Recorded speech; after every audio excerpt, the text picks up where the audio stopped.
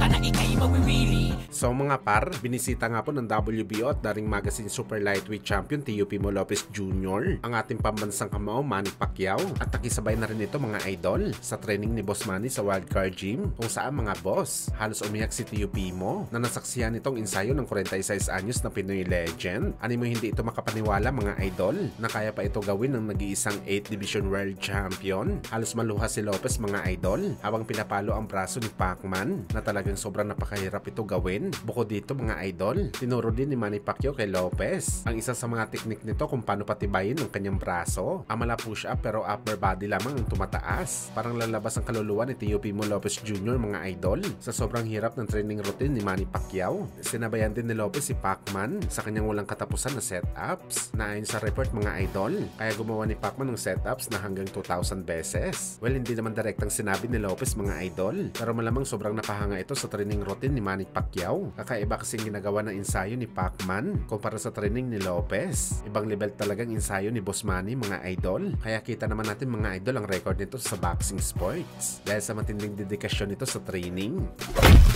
Samantala na bastos naman po mga idol ang kampo ni Murodjon Akhmadaleb sa kumakalat na balita sa social media na meron na daw verbal agreement ng kampo ni Inoue para sa laban nito sa December sa Saudi kung saan makakasagupan nito mga idol ang Mexican challenger ni si Alan Picasso. Parang nakakabastos daw kasi mga idol ang ginagawa ng kampo ni Inoue dahil sa may laban pa ito kay Akhmadaleb sa September pero pinag-uusapan na ang kanyang next na laban. Parang pinapahiwatig lamang ng kampo ni Inoue na walang panalo sa kanya si Akhmadaleb sa bakbakan. Isin niya lang ito talunin kagaya sa mga previous nito na kinalaban. Well, talagang nakakabastos mga idol para sa part na to ni MJ. Pero ganun talaga mga idol ang mga Hapon. Advance talaga mag-isip sa mga kalaban. Mas mainam talaga na meron silang plano sa next fight. Pero sa ginawa na to ng Team Inoue mga idol, mas lalong binigyan pa nila si Akhmadaleb ng rason para magsikap sa bakbakan nila at pilitin na i-upset ang Japanese monster. At sana lang mga idol wag magaya si Inoue sa naging laban nito kontra kay Ramon Cardenas na hindi pa nangyayari ang laban ni Inoue kay Cardenas. Nag-set na kaagad ang team nito ng kanyang 3-fight deal. Pero ginulantang ni Cardenas si Inoue mga idol matapos niya ito pabagsakin sa lona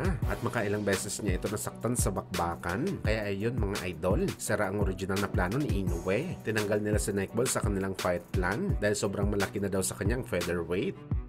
At speaking sa bakbakan ni Akhmadaleb mga idol at Inoue, sa naging live naman po ng kapatid ni Cuadro Alas na si Jason, sinabi nito mga idol na walang panalo daw si Inoue sa laban kay MJ. Baka knockout pa daw ang abutin nito sa bakbakan nila sa September. Hindi naman nagbigay ng dahilan si Jason mga idol kung bakit, pero dalawa lang rason dito mga idol. Una, may nakita sila kay Akhmadaleb na masasabi nila na matatalo talaga si Inoue dito. O di kaya sinasabi lang ito ni Jason dahil gusto na nila matalo si Inoue sa bakbakan. Sa tingin nyo ba mga idol, anong dahilan dito?